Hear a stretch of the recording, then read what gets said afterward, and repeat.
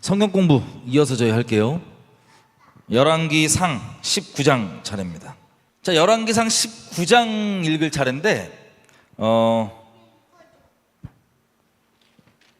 19장 다 찾으셨어요? 열왕기상? 거길 껴놓으시고, 거길 손가락으로 껴놓으시고 한 부분을 읽고 19장으로 올게요. 예레미야 애가입니다. 예레미야 애가 3장 22절 제가 읽어드리겠습니다. 여러분, 예레미야 애가 3장은 특히나 1절부터 1절부터 제가 읽을게요. 눈으로 따라와 주세요. 예레미야가 고백합니다. 여호와의 노하신 매로 인하여, 몽둥이로 인하여 고난당하는 자는 나다. 예레미야가 지금 얘기하는 거예요. 나다. 나를 이끌어 흑암에 행하고 광명에 행치 않게 하셨으며 종일토록 손을 돌이켜 자주자주 나를 치셨도다. 나의 살과 가죽을 쇠하게 하시며 나의 뼈를 꺾으셨고 담즙과 수고를 쌓아 나를 애우셨으며 나로 흑암에 거하게 하시기를 죽은 지 오랜 자 같게 하셨도다. 나를 둘러싸서 나가지 못하게 하시고 나를 맨 사슬을 무겁게 하셨으며 내가 부르짖어 도움을 구하나 내 기도를 물리치시며 다듬은 돌을 쌓아 내 길을 막으사 내 첩경을 굽게 하셨도다. 저는 내게 대하여 엎드려 기다리는 곰과 은밀한 곳의 사자 같으사 나로 길로 치우치게 하시며 내 몸을 찢으시며 나로 적막하게 하셨도다. 활을 당기고 나로 관역을 삼으시며 전동의 살로 내 허리를 맞추셨도다. 나는 내 백성에게 조롱거리 곧 종일토록 그들의 노랫거리가 되었도다. 나를 쓴 것으로 배불리시고 쑥으로 취하게 하셨으며 조약돌로 내 이빨을 꺾으시고 재로 나를 덮으셨도다.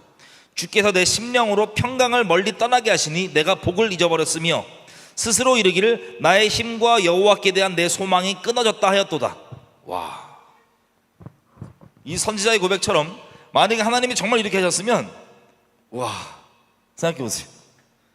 그냥 인생의 끝자락, 마치 사도 바울이 고백한 것처럼 고린도 후서 1장에 고백하죠. 정말 인생의 말미에 끝자락에 두셨다고.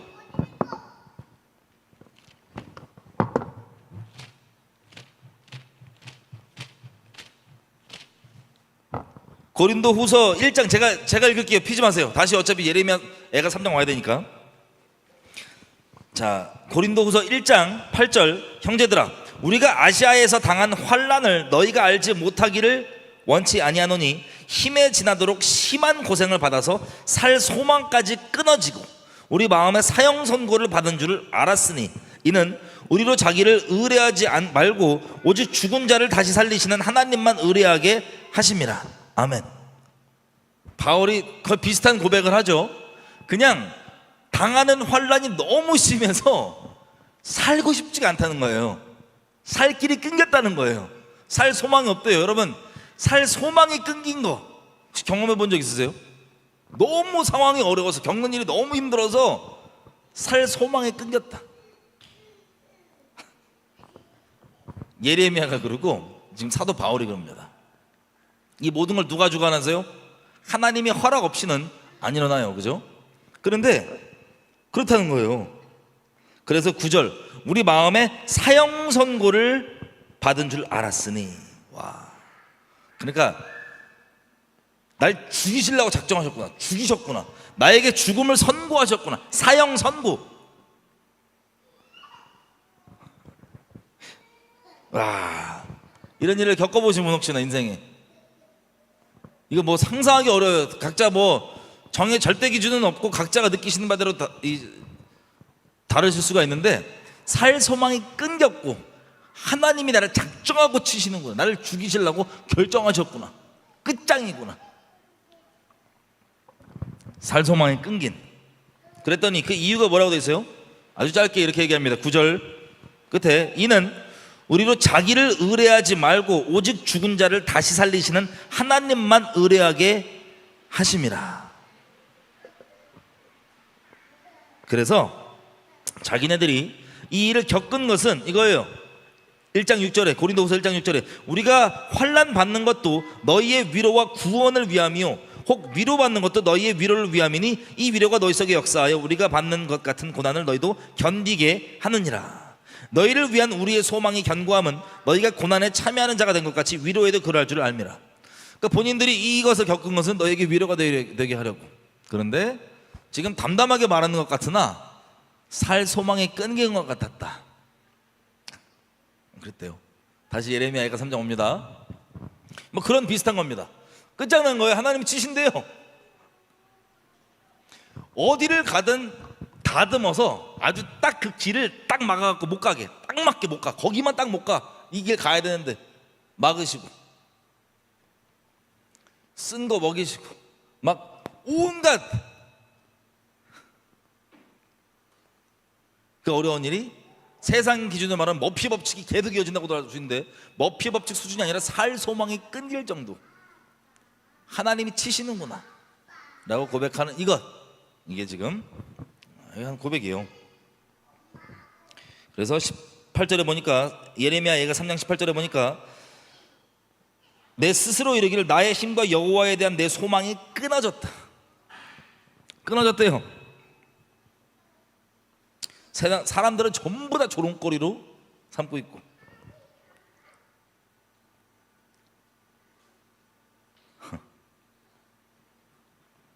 그리고 예레미야의 고백은 하나님이 화살로 자기 허리를 쏜대잖아요. 쏘신 것 같대잖아요. 상상하기 어렵죠, 그죠?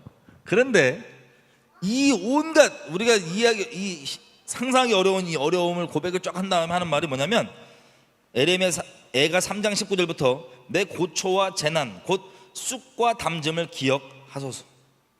내 심령이 그것을 기억하고 낙심이 되었지만 중심에 회상한즉 오히려 소망이 있사옴은 환자 모드 들어갑니다. 소망이 있대요. 소망이 있는 이유는 뭐냐? 여호와의 자비와 긍휼이 무궁하심으로 우리가 진멸되지 아니함이니이다. 진멸되지 않는 이유가 뭐라고요? 내가 잘했고 내가 요렇게 했고 저렇게 했고 이게 아니라 하나님의 자비와 긍휼이 무궁하시기 때문에 그것 때문에 진멸되지 않는 거예요. 그래서 소망이 있대요. 그런 상황에서도 소망이 막 중심에서 다시 한번 막 타오르고 살아나는 게 뭐냐면 하나님이 자비와 인자하심이 무궁하시기 때문에 우리가 진멸되지 않는구나. 그 상황에서 발견한 소망. 자기 어떠면서 나온 게 아니에요. 하나님 되심을 우리가 아까 영광 찬양하듯이 그분의 인자하심과 자비하심이 영원하다는 그것 때문에 우리가 끝장나지 않는 거예요. 진멸되지까지는 않는구나. 그게 우리의 소망, 하나님의 자비하심이 우리의 소망이구나 하고 마음에서 막 소망이 살아난다는 거예요. 23절 이것이 아침마다 새로우니. 와, 여러분 우리가 여지껏 은혜에 대해서 믿음에 대해서 계속 얘기했잖아요. 믿음이 어제까지 내가 믿음이 강력한 믿음이 있어도 오늘 아침에 눈 뜨잖아요. 그 믿음 다시 포맷 새로 시작이에요. 오늘 새 믿음이 필요해요. 마찬가지로 지금 예레미야가 고백하는 게 뭐냐면 하나님의 이 자비하심이 어제 있다가 쓰다 남은 거 계속 이어지는 게 아니고 아침마다 새롭대요. 새로운 그 끝없는 무한한 영광의 영원의 자비가 아침마다 새롭대요. 날마다 새롭대요. 뉴. 쓰다가 남은 거 계속 하는 게 아니고 항상 새롭다는 거예요. 그래서 24절 내 심령이 이르기를 여호와는 나의 기업이시니 그러므로 내가 저를 바라리라 하도다. 무릇 기다리는 자에게나 구하는 영혼에게 여호와께서 선을 베푸시는 도다. 아멘. 아멘.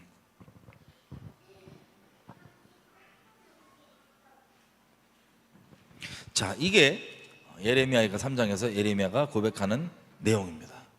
아시겠지만 예레미야 애가는 남유다의 그 40년 가까이 예언을 했던 그 선지자의 그 심판 선고가 눈앞에 다 일어났어요. 그 끔찍한 일들.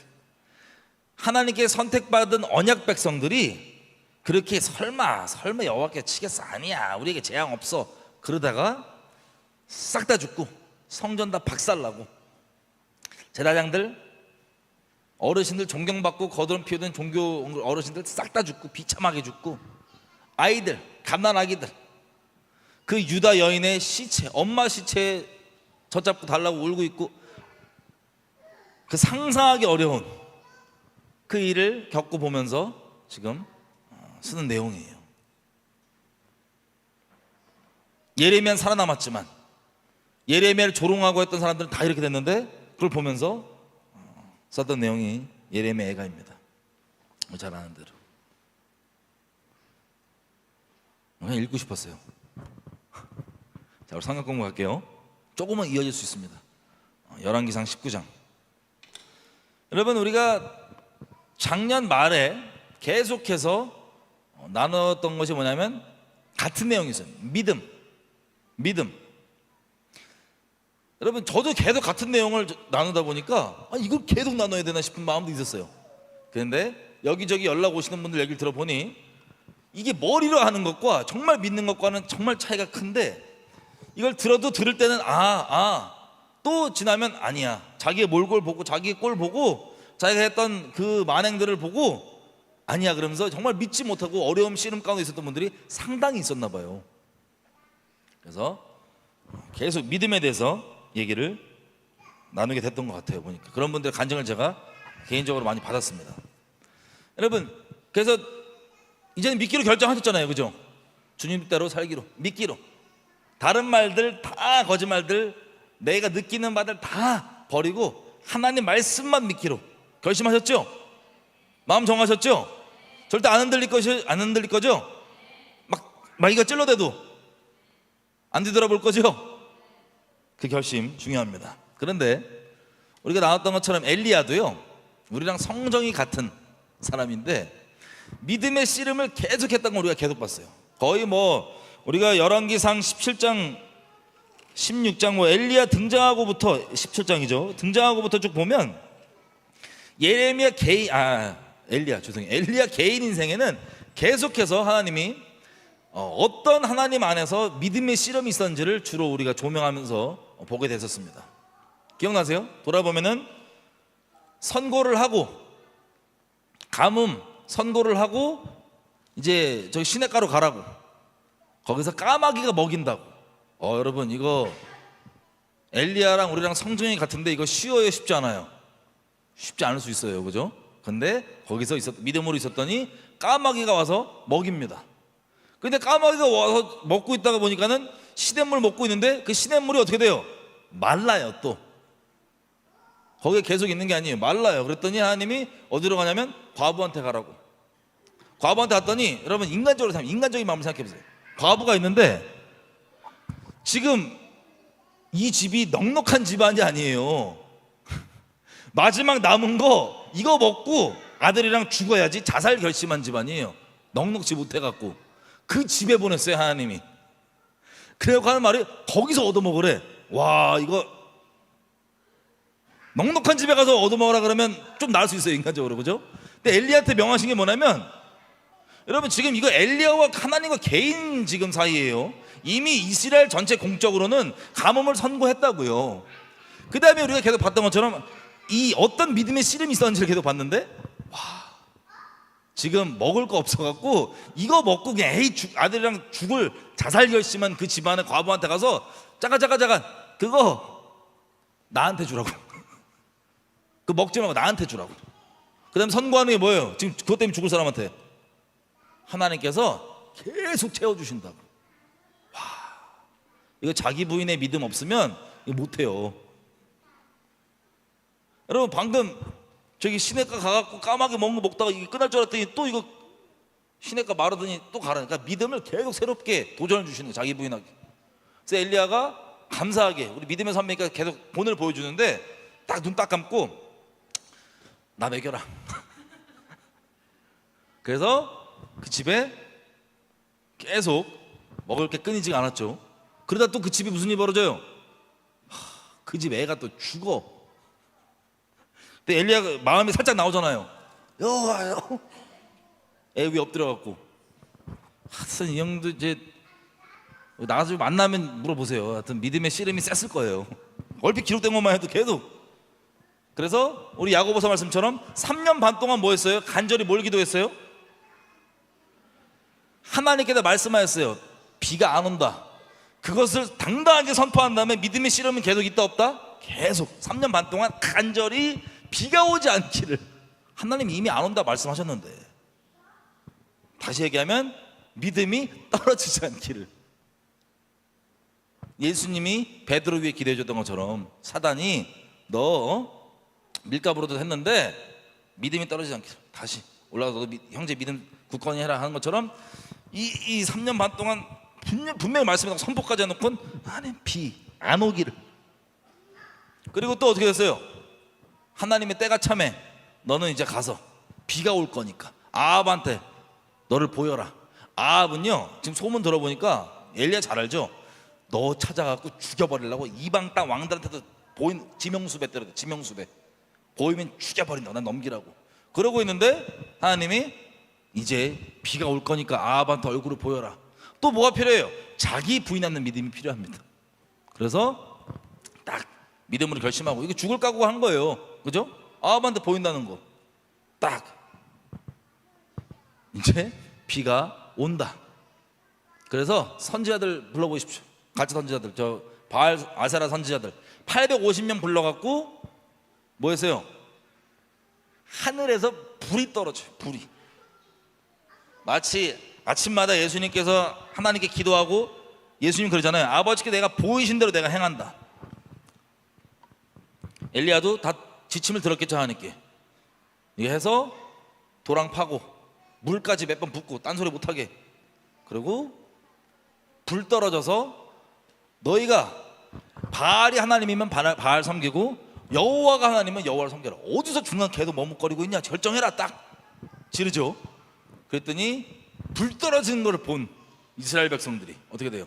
안 그래도 지금 자기네 경제 파탄 나갖고 막 온 저 이스라엘 백성들이 엘리야 때문이라고 신의 우상 숭배 생각 안 하고 죽여버려야 된다고 이러고 있었는데 긴가민가한 마음을 보고 있다가 불 떨어진 걸 보니까 어떻게 돼요? 화들짝 회개가 터지는 거예요. 그래서 와 여호와가 하나님이다. 엘리야가 얘기하죠. 요 선지자들 죽여라. 850명 싹 몰아 죽입니다. 엄청난 승리였어. 그리고 머리 무릎에 끼고 뭐예요? 기도하죠. 비 오길. 그때도 믿음의 씨름이 있었어요? 없었어요? 있었어요. 7번까지. 아니 그 바다에서 손바닥만한 구름이면 뭐예요? 점 올라오는 거 점.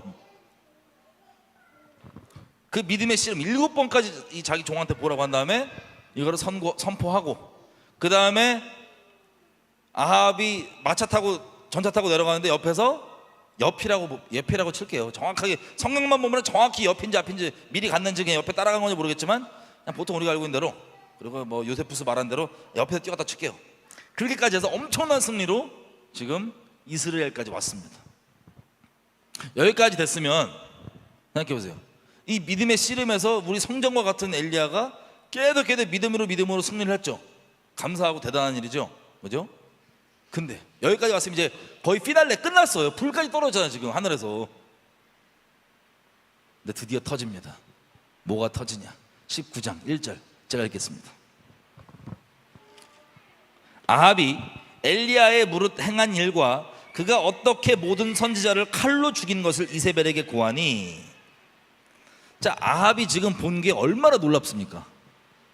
죽여버리려고 이놈만 찾아, 이 이스라엘을 괴롭게 하는, 우리를 괴롭게 하는 저 엘리야만 찾아 죽이자 이러고 있는데 등장해갖고 뭐 어떻게 할까 그랬더니 다 모아버려. 그래 한번 해봐. 모았더니 지금 불까지 떨어지고 그 가짜 선지자들이 싹 다 잡아 죽었어요. 도륙당했어요 칼에. 얼마나 아합의 충격이겠어요. 그리고 비가 안 왔는데 진짜 엘리야 말대로 큰 비의 소리가 지금 들리는 것처럼 큰 비의 소리가 나서 온 거예요. 진짜 3년 반 만에. 그 바알이 원래 비의 신이거든요. 근데 그렇게 바알한테 비 오게 달라고 자해하고 별의별 바알 숭배 그 예배를 온갖 잡짓 음란한 짓 그 예배 모양이니까 바알에 그걸 다 했는데 안 되다가 여호와께서 딱 엘리야를 통해 등장하시고 선포하시고 불 떨어뜨리시고 그냥 바로 비가 오는데 얼마나 마음을 생각해 보세요. 죽여버리려고 했다가 얼마나 충격이었겠어요. 진짜 우리 끝장이구나. 회개해야 되는 거야. 이런 마음이 있었겠어요? 없었겠어요? 당연히 있었겠죠. 당연히. 그래서 이세벨한테 가서 말을 하겠죠. 이거 이렇게 됐다고 저렇게 됐다고 이렇게 됐다고 불 떨어지고 다 죽었다고 이거 어떻게 되냐고 그랬는데 이세벨이 무서운 게 이런 거예요. 회개하려고 하는 사람의 그 마음을 뺏어서 회개 못하게 해요. 어떻게 하냐? 그래서 그런 마음으로 이세벨한테 막 말했을 거 아니에요. 이랬다고 이랬다고 큰일 났다고, 지금 우리 큰일 났다고, 여호와가 진짜라고.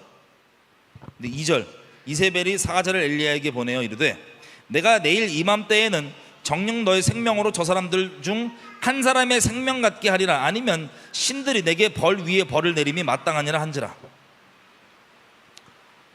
나 이세벨 같은 사람이 진짜 무서운 사람인데 그 어마어마한 얘기를 듣고도 회개하고 돌이킬 생각을 하는 게 아니라 죽여버리기로 마음을 먹는 거예요. 이러기 쉽지 않잖아요, 그죠? 일반적인 사람이라면. 그 어마어마한 하나님의 행하신 얘기를 듣고도, 지금 이때 비가 오고 있었을 거 아니에요, 이거 얘기할 때, 그죠? 그걸 보고도 회개하거나 돌이킬 생각이 있는 게 아니라 죽여버려야지. 거기다가 저주를 자기 위에다 팍 부어버려요, 그냥. 물론 이 신들은, 이 이세벨이 섬기는 신들은 가짜 귀신들이라서 효력이 없겠지만 이 저주, 자기가 스스로가 자기 귀신들에게 저주를 내리라고 걸어버립니다. 오히려 어떻게 걸어요? 내일 이맘때까지 내가 엘리야를 저 죽은 850명 선지자들처럼 똑같이 돌이켜서 죽여버리지 않으면 그 신들이 내게 저주를 내리고 훨씬 갑절로 내리게 한다. 오, 이런 무서운 존재. 회개하고 하나님 잘못했습니다 이게 아니고 저주의 저주를 자기에게 더더욱 부으면서 주변에 회개할 영혼까지도 회개하지 못하게 막아버리는. 정말 충격적이지만 저 봤어요, 저 이런 분들 되게 충격적이지만. 여러분, 사람을 떠나서 만약에 여러분 가운데 회개하려고 하는 마음이 있는데 그것을 회개하지 못하게 하는 게 있다면 그게 바로 이세벨 귀신이에요. 여러분들을 주님께로 인도하지 못하고 우상의 제물을 계속해서 먹게 만드는, 사람이 아니라 사람이든 어떤 거든 그런 요소가 있다면 여러분 거기에 속지 마세요. 하나님이 기회가 있을 때, 나중에 알겠지만, 나중에 우리 계속 보겠지만 아합이 이런 기회를 잡았음에도 불구하고 지옥 가요. 마지막 기회에 던져버리고 놓쳐버리고. 이세벨, 이렇게 무서운 분이 있습니다. 내일까지 엘리야가 이렇게 죽어요, 안 죽어요? 안 죽어. 그럼 어떻게 되는 거예요? 자기가 비록 귀신에게 한 저주지만, 귀신에게 맹세한 저주지만 그 저주가 갑절로, 그러니까 파멸, 지옥 가기로 작정하고 자기를 저주 가운데 계속 밀어넣으면서 주변 영혼들까지 회개하지 못하게 만드는. 예를 들면 되게 무서운 경우들 많이 봤어요. 하나님께서 이런저런 모양으로 경고를 주시는데 비웃으면서 주변의 영혼들까지 회개하지 못하고 쭉 가는 그런 무시무시한. 아무튼 3절. 근데 이제 이건 이세벨과 아합 문제인데, 문제가 뭐냐면 이걸 들은, 솔직히 섬찟하죠, 인간적으로 회개할 줄 알았는데, 이 엄청난 승리 위에 회개할 줄 알았는데 엘리야의 마음은 무슨 생각이겠어요? 이제 회개하겠지, 꼬꾸라지겠지. 근데 회개를 하는 게 아니라 죽여버리겠다고 맹세를 하면서 저주를 자기 위에 막 얹어가면서 이렇게 나오는 이세벨을 보고 엘리야가, 그 믿음으로 승리했던 엘리야가 팍 꺾여요. 그 믿음이 꺾이는 정도가 정말 심하게 꺾여갖고 어떻게 됩니까?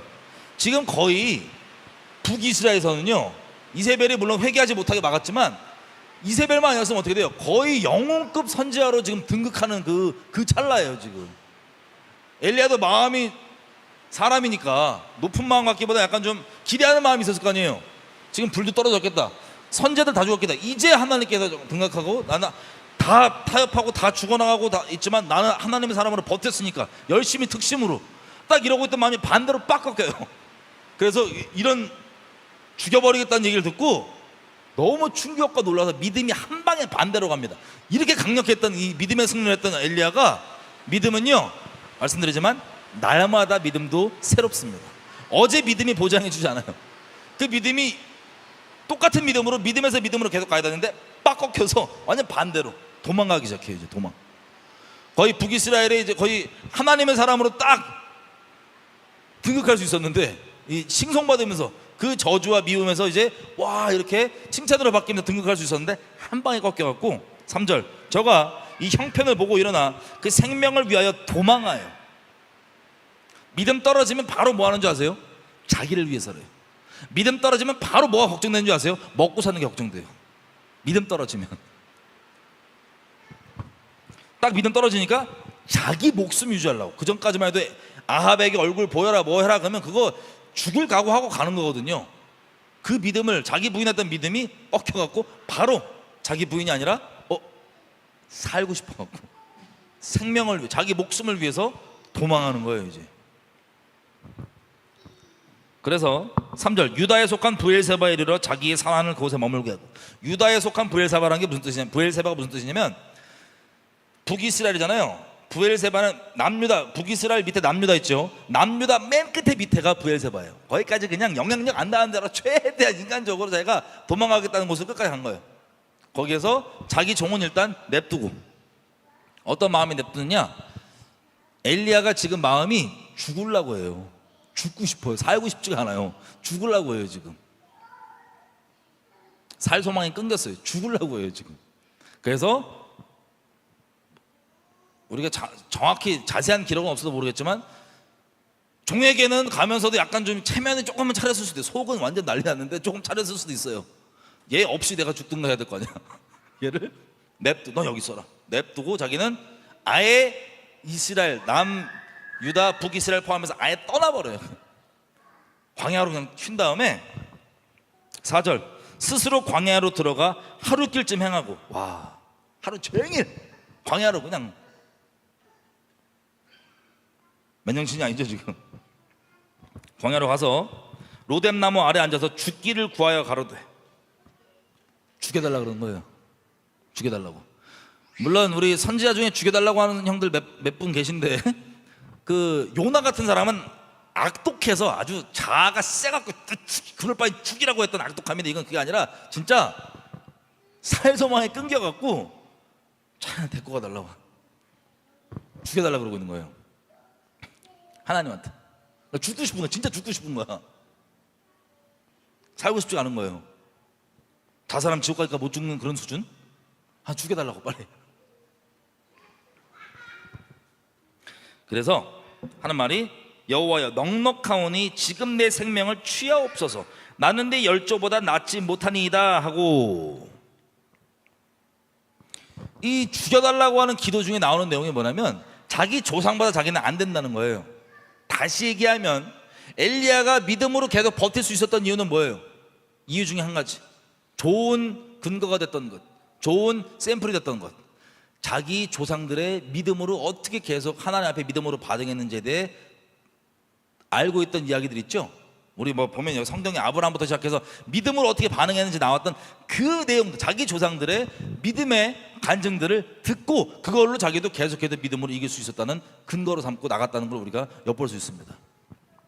자, 여러분의 인생이 마찬가지로 많은 사람들에게, 여러분 우리의 넘어짐 말고 우리가 믿음으로 반응하고 믿음으로 했던 그 일들이 많은 사람들에게 엘리야처럼 그들도 믿음에 설 수 있는 그런 좋은 간증거리가 되기를, 그런 인생이 되기를 하나님께서 붙잡아 주시길 바라요. 어쨌든 조상들의 그런 것들을 듣고 믿음을 지켜왔는데 딱 나오는 게 뭐냐면 난 안 된다고. 우리 조상들 난 안 된다고. 조상들은 된다는 안 된다고. 여러분 사람의 어떠함이 아니고 우리 계속 볼 거예요. 엘리야는 그것들을 간증을 믿음으로 삼아서 다행히 버텼는데 그래도 조금 사람의 어떠함, 나도 저렇게 그런 부분으로 했던 게 조금 남아있었었나 봐요. 그거마저 털리는 그 순간입니다. 우리 지금 보고 있는 게. 어쨌든 여기는 지금 완전 절망이에요. 그래서 우리 조상들, 그 믿음에 승리했던 조상들인데 나는 안 된다고, 죽여달라고 여호와여 이러고 있습니다. 그래서 5절, 로뎀나무 아래 누워서 자더니. 로뎀나무 나무 아래 누워서 자더니 천사가 어루만짐에 이르되 일어나서 먹으라 하는지라. 지금 죽여달라고 기도하다 잠들었어요. 죽여달라고.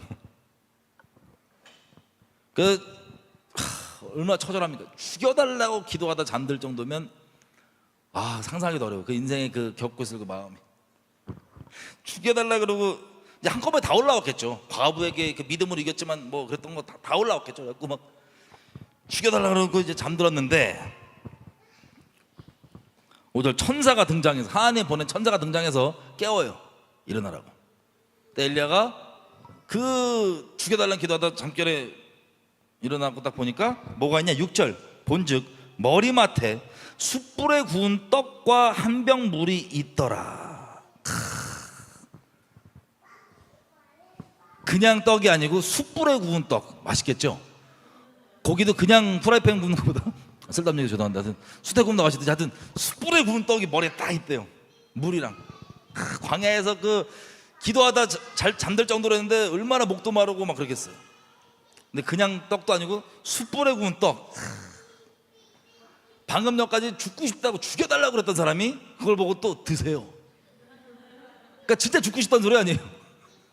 그걸 보고 또 드세요. 먹고 어디서 왔는지 알게 뭐야 안 물어볼 정도로 많이 고프고 그랬나 봐. 하여튼 드세요. 먹고 다시 자요. 뭘 우리가 상상할 수 있겠습니까?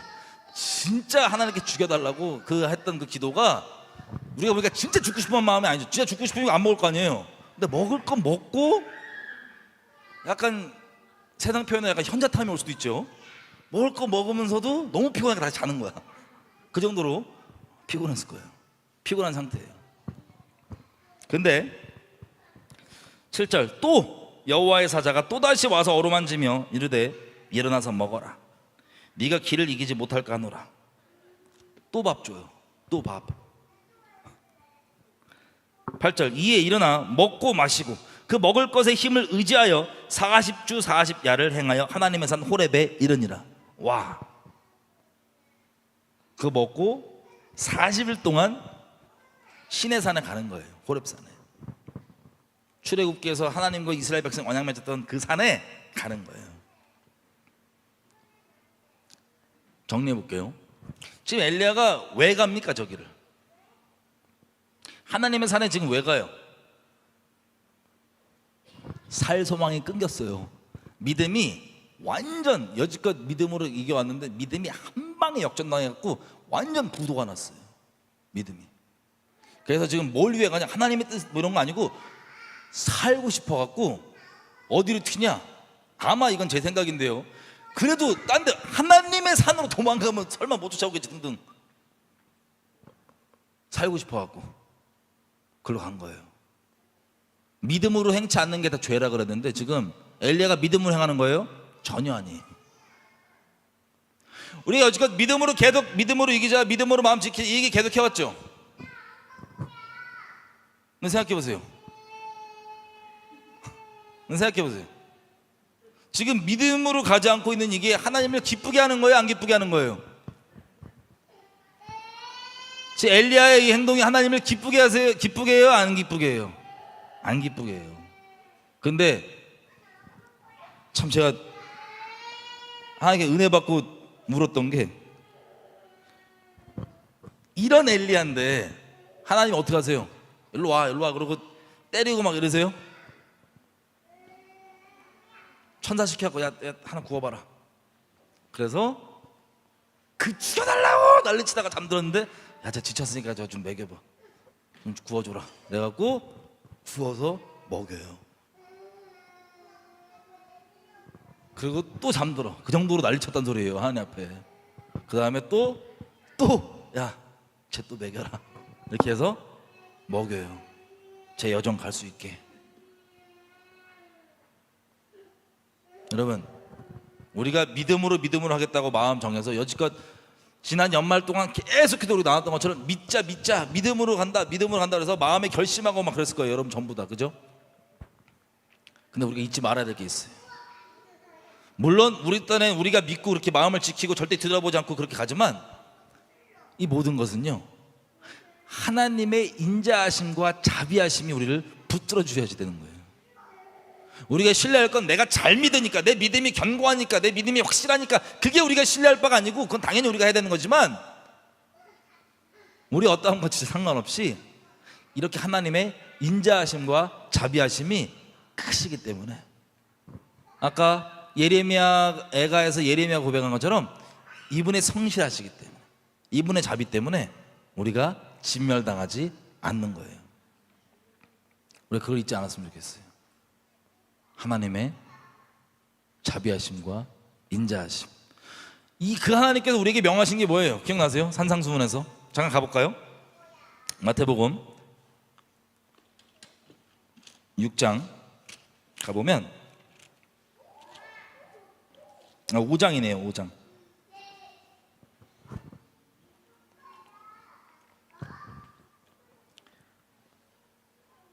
마태복음 5장 43절에 이렇게 얘기해요. 또 너의 이웃을 사랑하고 너의 원수를 미워하라 하였다는 것을 너희가 들었지만 나는 너희에게 말한다. 너희 원수를 사랑하며 너희를 핍박하는 자를 위하여 기도하라. 이같이 한즉 하늘에 계신 너희 아버지의 아들이 되리니 이는 하나님이 그 해를 악인과 선인에게 비추게 하시며 비를 의로운 자와 불의한 자에게 내리우심이니라. 너희가 너희를 사랑하는 자를 사랑하면 무슨 상이 있으리요? 세리도 이같이 아니하느냐? 또 너희가 너희 형제에게만 무난하면 남보다 더하는 것이 무엇이냐? 이방인들도 이같이 아니하느냐? 그러므로 하늘에 계신 너희 아버지의 온전하심과 같이 너희도 온전하라. 아멘.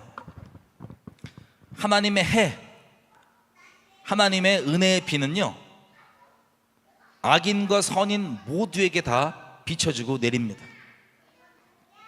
그리고 너희를 핍박하는 자가 있다 할지라도 그를 위해서 축복하라고 하신 이 하나님께서, 여기 보세요. 여러분, 지금 우리가 나누는 이 내용이 믿음 없어도 괜찮다라고 말씀드리는 게 아니에요. 면죄부를 드리는 게 아니에요. 우리는 믿음으로 계속 가지만 그 근본은 우리가 잘 믿으니까 하나님께 온전히 있는 게 아니고 하나님이 자비하시기 때문에, 이분의 인자하심이 무궁하기 때문에, 영원하기 때문에 우리에게 소망이 있는 거예요. 우리가 의지할 수 있는 거예요. 이분을 더더욱 의지할 수 있는 거예요. 더더욱 이분께 감사할 수 있는 거예요. 이분이 믿음 없이 이러고 있는 이들에게 아유 이게 아니라 자기 백성에게 먹이시고,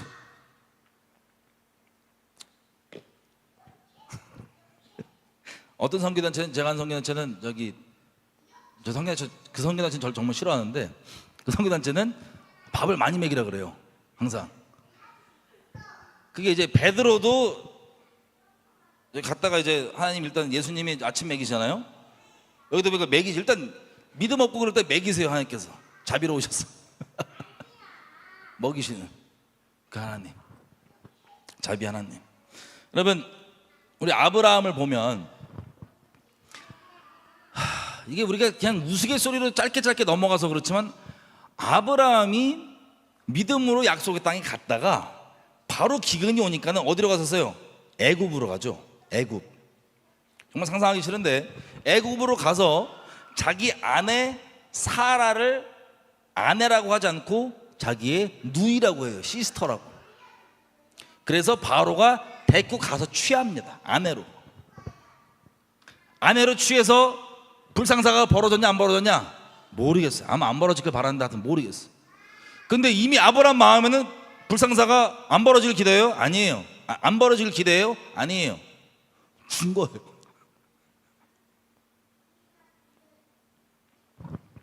근데 이거 참 할 짓이야 안 할 짓이에요? 인간적 도리도 할 짓이 아니야. 그죠?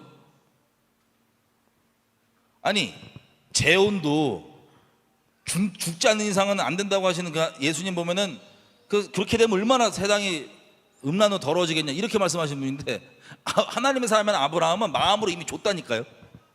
아내 삼으라고. 누구를? 자기 아내를. 그것도 약속의 그 자녀의 그 통로가 되는 그걸 줬다니까요. 와, 이거 뭐 믿음적으로 보나 세상 인간적으로 보나 이거 잘한 짓이에요? 큰일 날 짓이에요? 큰일 날 잘못이에요. 근데 그 일 때문에 무슨 일이 벌어져요? 바로가 깜짝 놀라갖고 막 재앙이 임하니까, 이게 정확히 어떻게 알았는지는 뭐 안 나오는데, 하여튼 이집트가 또 흑마술도 뛰어나고 요 귀신 쪽으로 영빨 있는 애들이 있으니까 알아봤겠죠. 야, 이거 쟤 데리고 와갖고 지금 이렇게 저 여자 데리고 와갖고 난리 난 거 아니냐. 근데 데리고 올 때 여러분 기억나시는지 모르겠지만 사라를 데리고 오면서 재산을 쫙 줘요. 바로가 종들도 주고 가축도 주고. 그리고 갑자기 부자가, 그런 잘못을 하면서 부자가 됐어요. 그 잘못 때문에. 그리고 바로 집에 이 난리가 나니까 이거 원인을 찾아보니까 아브라함 제가 나한테 거짓말을 해갖고 날 속여서 나 큰일 났잖아. 우리 집안이 지금 바로 입장에서 어떻게 해서 거짓말했냐고 따져요. 하나님의 사람한테 왜 거짓말해서 나를 인생 망하게 하고 죄짓게 하냐고 따져요. 세상 사람이, 귀신 숭배자가. 그랬더니 아니 그게 반은 맞다고. 이복 누이라고. 그렇게 해갖고 자기 땅에 나름 그 거짓말에 대해 핑계했던 거, 합리화했던 거 얘기하고 가면서 냅둬라 그러고 재산을 많이 갖고 나와요, 이집트에서. 비록 그런 잘못 중에서도 하나님께서는 어떻게 돼요? 은혜를 베푸시는 거예요. 여러분, 다시 말씀드립니다. 여러분의 죄, 믿음 없음, 잘못을 합리화하고 괜찮다고 여기라고 말씀드리는 게 아니라 하나님께서 그렇게 이 인자하심과 자비하심으로 어떻게 자기 백성들을 대하시는지를 말씀드리는 거예요. 그렇게 나옵니다. 그러면 다시는 안 그래야지 그러고 죄가 끊겼어요? 또 그래. 또 나중에 아비멜렉한테 아브라함이 또 그래요. 그때 하나님이 꿈으로 등장하시죠. 아비멜렉한테는 스탑. 야, 하나님 뭐라고 얘기하시냐면, 이거 지금 저 여자 저 아브라함의 아내인데 건들면 너랑 니네 집안을 싹 다 죽여버릴 거라고 하나님이 직접 얘기했어요, 꿈에서. 깜짝 놀라갖고, 너 어쩌자고 나한테 거짓말해갖고 우리 큰일 나게 죄짓게 만드냐라고 세상 귀신 숭배자가 아브라함, 하나님의 사람한테 따져요. 네가 어쩌자고 그랬냐. 이거 큰 잘못이 아니에요. 또 반복했어, 이 아저씨가. 아브라함이, 믿음의 선배님이.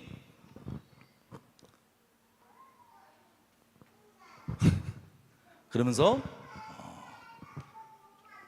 아브라함이 기도해주고 그 집이 낫기까지 하는. 그리고 하나님께서는 이는 내 선지자다, 제가 기도해주면 너희 집안 죽음이 오는 게 아니라 복이 온다, 그러고 보내주셨던 게 아비멜렉과 아브라함이 만났을 때 있었던 일이었습니다. 여러분, 상상해 보십시오. 그리고 창세기 20장 14절에 보면, 제가 읽어드릴게요. 이렇게 아비멜렉이 양과 소와 노비, 노예를 취하여 아브라함에게 주고 그 아내 사라도 그에게 돌려보내고, 그리고 16절 사라에게 이르되 내가 은 1000개를 너희 오라비에게 주어서, 아브라함 얘기하는 거예요. 너와 함께한 여러 사람 앞에서 너의 수치를 풀게 하였으니 너희 일이 다 선이 해결되었느니라. 그런 잘못 가운데 있는데 또 뭐가 생겨요? 은 1000양에 소와 가축과 노비들이 쫙 생겨서 와요. 다시 말씀드립니다. 여러분의 죄나 잘못을 합리화하라고 말씀드리는 게 아니라 하나님의 일방적이시고 자비로우심이, 일방적이신 자비로우심이 계속해서 하나님 백성들에게 주어진다는 것. 여러분, 혹시 하나님을 정말 마음을 다해 사랑한 사람들은요, 항상 예전에 나왔던 거예요. 세상을 등지게 돼 있습니다. 하나님을 사랑하면 세상에 뭐 이런저런 추구하고 내 자아 추구하고 싶은 걸 하고 싶은데, 최대한 추구하고 싶은데 하나님이 방해거리로 여겨지는 게 아니라 그 반대가 돼요. 하나님을 사랑하는 게 내 인생 목적이니까 하나님과 나 사이에 방해거리가 되는 것들은 기꺼이 버리고 관심이 없어요. 조금이라도 더 하나님을 사랑하고 하나님과의 관계에 좋기를 바라지, 그런 것들을 오히려 배척하게 됩니다, 중심으로. 그런데 하나님을 사랑하지 않는 사람들은요, 세상을 사랑하잖아요. 그러면 하나님이, 세상을 사랑하는데 하나님을 내가 만약에 안다 그러면 하나님이 나에게 자유를 주는 분이 아니라 나를 걸리게 하고 나에게 제한을 주고 나에게 부담을 주는 분이 돼요. 왜? 중심으로는 최대한 나의 죄와 세상을 추구하고 싶은데 그것을 방해하고 걸림이 되는 회방거리가 누구냐면 하나님이거든요. 그래서 걸림이 돼요. 그래서 이런 상태는 어떤 얄팍함이 나오냐? 자, 하나님 앞에 내가 구원받았다고도 얘기하고 천국 지옥 다 얘기하면서, 천국 간다고까지 얘기하면서 자기의 관심사는 최대한 자기의 죄, 자아 추구, 세상 추구예요. 근데 뭐는 놓치면 안 되냐? 구원과 천국은 놓치면 안 돼. 그래서 항상 관심사가 하나님이 기뻐하실까 안 기뻐하실까 이런 차원의 관심사가 아니라, 요거 해도 내가 지옥은 안 가잖아, 요거 해도 나는 구원을 잃은 건 아니잖아, 이거 해도 천국 간다며, 구원 받았다며, 믿으면 된다며 등등, 아주 얄팍한 마음으로 바뀌게 돼요. 바뀌는 게 아니고 얄팍한 마음으로 계속 살아가게 돼요. 계속 그래왔던 것처럼. 하나님 모를 때는 그렇게 가다가 하나님 알면은 방향은 여전히 세상과 죄인데 하나님의 걸림이 돼갖고 얄팍하게 그걸 따지고 살아요. 여러분, 우리가 지금 본 것처럼요, 하나님께서 하나님 백성들에게 인자와 자비하심이 무궁하십니다. 여러분, 거룩하셔서 죄를 합리화하거나 괜찮다고 말씀드리는 게 아니에요. 다만 엘리야나 아브라함이나 이렇게 믿음 없고 넘어진 상태일지라도 하나님께서는 계속해서 이분의 인자하심과 자비로 마치 악인에게까지도 해와 비를 비추시고 내리시는 것처럼 자비와 인자하심을 계속 베푸실 수 있어요, 없어요? 베푸십니다. 혹시 저와 여러분 가운데 아직 하나님을 사랑하지 않고 얄팍한 마음에 있으신 분들은 이런 거 저런 거 할 때마다 맨날 생각하는 게 내가 이거 해도 하나님 복이 계속 있는 것 같은데? 괜찮은 것 같은데? 등등 계속해서 아주 얄팍한 마음으로 하나님을 기쁘게 하고 하나님을 더 사랑하려고 하는 게 아니라 최대한 자기 추구하고 싶은 죄와 자아를 추구하면서 그것만 따지고 있는 거예요. 이거 해도 하나님 재정 채워주시던데? 이거 해도 하나님 복이 있는 것 같은데? 이거 해도 괜찮은 것 같은데? 여러분 그런 것 가운데 매여 계신 분 있다면 여러분 엄청난 착각 가운데 계십니다.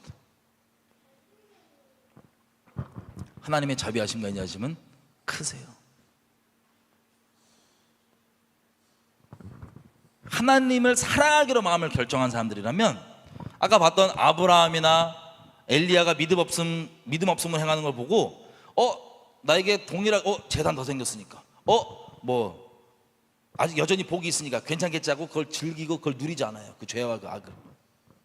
그것과 상관없이 하나님의 자비하심 가운데 그 자비하심 때문에 더더욱 이건 아니었구나. 근데도 하나님께서 내게 선을 베풀어 주신 거구나. 내게 인자를 베풀어 주신 거구나. 더더욱 하나님의 은혜와 자비가 그 인생 가운데 깊어지고 커지며 더더욱 거룩함 가운데 나갈 수밖에 없게 됩니다. 참 아이러니하죠. 죄가 있는 곳에, 죄가 깊은 곳에 은혜도 깊은데 그렇다고 해서 우리가 죄악에 거할 수 있겠느냐? 절대 그럴 수 없느니라. 이거야 말로 써 있으니까 혹시 그렇게 생각하는 얄팍한 마음이 있을까 봐 얘기하는 건데 계속해서 하나님의 자비하심과 인자하심은 우리 가운데 있을 겁니다. 물론 하나님께서 사랑하기 때문에 우리를 징계하실 때도 있고 때리실 때도 있고 미워해서 싫어서가 아니라 버려서가 아니라 하지만 비록 이렇게 하나님 자비로우심 때문에 우리가 믿음에 서 있지 않고 있을 때도 하나님이 우리에게 긍휼을 베푸실 때가 있어요. 이런 모양으로든 우리를 혼내시는 모양으로든 하나님의 자비와 인자하심 때문에 우리는 우리의 삶이 계속해서 선한 방향으로 이어질 수 있는 겁니다. 올해가 이제 시작됐잖아요. 우리가 믿음으로 살겠다고 그렇게 결심을 했는데 작년 말에 이 부분을 잊지 않았으면 좋겠어요. 믿음의 결심, 마음 지키는 거 당연히 해야 되는데 그 모든 것 그리고 그 모든 것의 근본은 우리를 향하신 하나님과 자비하심과 인자하심 때문에 우리가 진멸당하지 않는다는 사실입니다. 이 자비로운 사실이 우리를 더욱 하나님을 우리로 하여금 더욱 찬양하게 만들고 더욱 감사하게 만들고 더욱 사랑하게 만들고 더욱 경외하게 만드는 2023년이 여러분 모두 가운데 계속해서 더 깊어지고 더 온전해졌으면 좋겠습니다. 같이 기도할까요?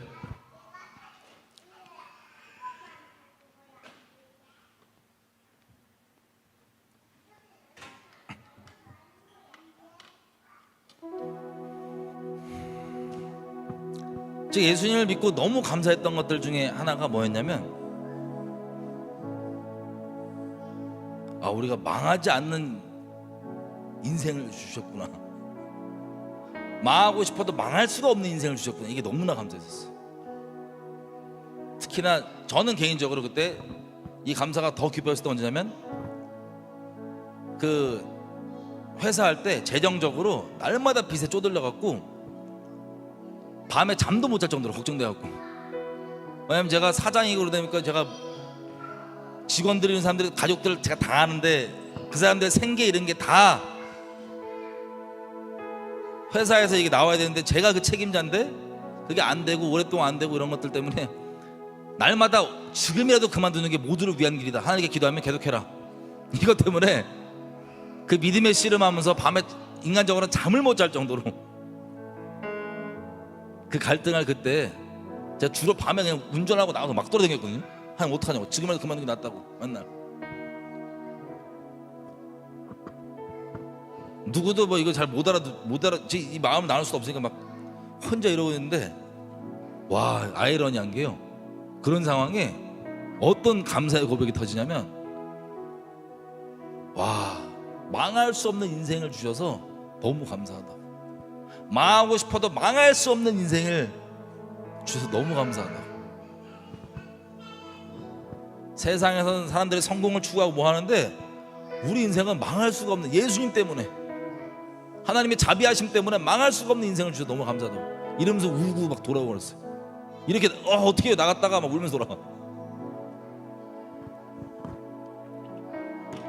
여러분들이 어떤 일을 겪으시든 어떤 상황이 있으시든 우리가 뭘 잘해서 뛰어나서가 아니라, 우리가 결심을 잘해서 믿음을 굳게 먹어서가 아니라 하나님의 인자하심과 자비하심이 우리의 소망입니다. 지혜와 계시의 정신으로 성령께서 은혜로 계속해서 그 자비하심과 인자하심이 우리를 하나님 앞에 더욱 온전하고 견고하고 거룩하고, 하나님을 더욱 사랑하고 악을, 세상을 미워하고 하나님을 경외하고 이웃을 사랑하게 만들어 하나님께 더더욱 깊은 감사를 올릴 수 있는, 그게 더더욱 깊어지는 하나님의 그 영광 가운데, 우리를 용서하시는 영광 가운데 더더욱 매이게 되는 예수 환자로 살아갈 수 있는 여러분 될 수 있도록 예수님의 이름으로 축복합니다. 더 깊어지는 시간, 같이 이 시간 기도할 때 이렇게 기도할 거예요. 하나님 감사합니다. 하나님 감사합니다.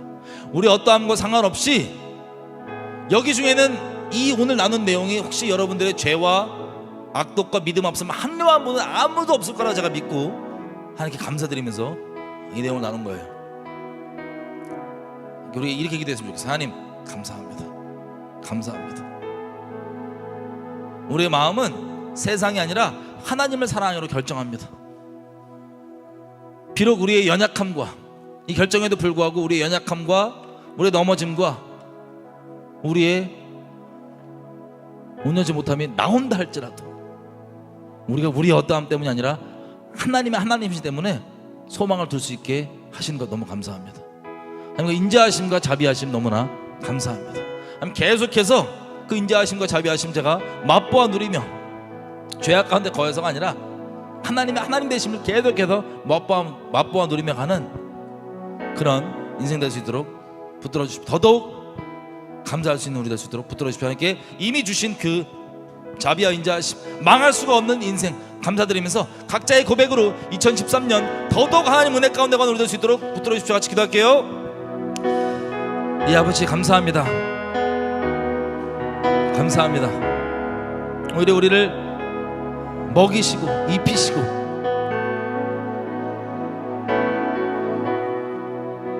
비록 믿음에서 떨어진 엘리야나 아브라함처럼 이런 비참한 모습이 나온다 할지라도 계속해서 우리를 혼내시기도 하고 먹이시기도 하고 입히시기도 하시면서 계속해서 모든 자비하심 가운데 주께로 인도하는 우리 계속해서 붙들어주시는 하나님을 찬양합니다. 하나님 2023년에도 이 하나님의 크시고 깊으신 인자하심과 자비하심이 계속해서 우리 인생 가운데 맛보아 알아가며 찬양과 영광이 올려지는 그런 우리 인생이 되기 원합니다. 우리에게 망할 수 없는 인생 주셔서 너무나 감사합니다. 망하고 싶어도 망할 수가 없는 이 예수 그리스도 안에 이 인생 주셔서 너무나 감사합니다. 그러니까 높임 받으시고 마치 다윗의 고백처럼 여호와 인자하심을 너희는 맛보아 알지어다 말한 것처럼 계속해서 인자하심 가운데 우리가 자비하심 가운데 감사함으로 거하기 원합니다. 더 깊게 하나님의 이 선하심과 인자하심 맛보아가며 주님 높이기 원합니다. 여지껏도 계속 인도해 줬던 것처럼 한 그렇게 더더욱 찬양하기 원합니다.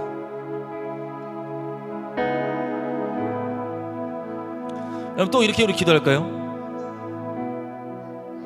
지금 봤던 것처럼요, 우리 인생 가운데 나는 내가 믿음 잘 지키고 내가 뭐 신앙 똑바로 해서 이렇게 왔다고 착하신 분들이 있다면 하나님 자비 하나님께서 눈을 열어주셨으면 좋겠어요. 우리 인생 가운데 계속해서 우리의 잘못과 우리 믿음 없음에도 불구하고 어떠한 자비와 인자하심으로 우리를 이 자리까지 계속 인도하시고 그리고 계속해서 인도해주고 계신지 그 눈을 열어주십시오. 그래서 내가 나 잘났고 내가 뛰어나는 까부는 아직도 자기 의에 있는, 내가 저 믿음의 선배처럼 다른 어떤 믿음의 선배처럼 내가 이렇게 하니까 나는 안 된다, 그런 인간적인 비교나 열등감이나 우월감 가운데 있는 그런 인간적인 종교성이 아닌 하나님을 감사하며 자비 가운데 거하는 하나님이 인자하신 가운데 계속 거하는 우리 될 수 있도록 하나님 우리의 눈을 열어주십시오. 어떠한 사랑과 어떠한 자비로 에베네셀 이 자리까지 인도하셨는지 눈을 열어주시고 계속해서 그 믿음 가운데 감사함 가운데 겸손함 가운데 거할 수 있도록 도와주십시오. 다시 한번 주님께 은혜를 구하며 눈을 열어달라고 기도하시겠습니다. 이 아버지 행여나 저희 가운데 아직도 내가 뛰어나고 내가 그래도 이렇게 믿어서 내가 이거 안에서 내가 이거 지켜서 등등 나의 어떠함과 나의 어떤 종교적인 행위 때문에 하나님의 은혜가 있었다고 착각하는 그런 교만함이 있다면 주님 우리 눈을 열어주셔서 여지껏 인생 가운데 계속해서 우리의 잘못과 우리의 믿음 없음에도 불구하고 주님이 어떠한 자비와 인자하심으로 이제 이 자리까지 인도하셨는지 어떻게 에베네셀 하셨는지 우리 눈을 열어주셔서 우리의 겸비함 가운데 계속해서 아버지 높이고 겸비한 마음 가운데 아버지 따라갈 수 있도록 아버지 우리 눈과 귀를 열어주셔서 겸손한 가운데 우리의 인위적인 겸손함이 아니라 감사함과 겸손함 가운데 거하는 우리 될 수 있도록 붙들어 주십시오. 하나님 우리 가운데 찬송 받으셔야 될 분이십니다. 혹시 저희 가운데 오늘 나눈 내용 때문에 뭐 나 뭐 안 믿어도 알아서 먹이시고 입히시네 이런 얄팍한 생각 하시는 분 없죠?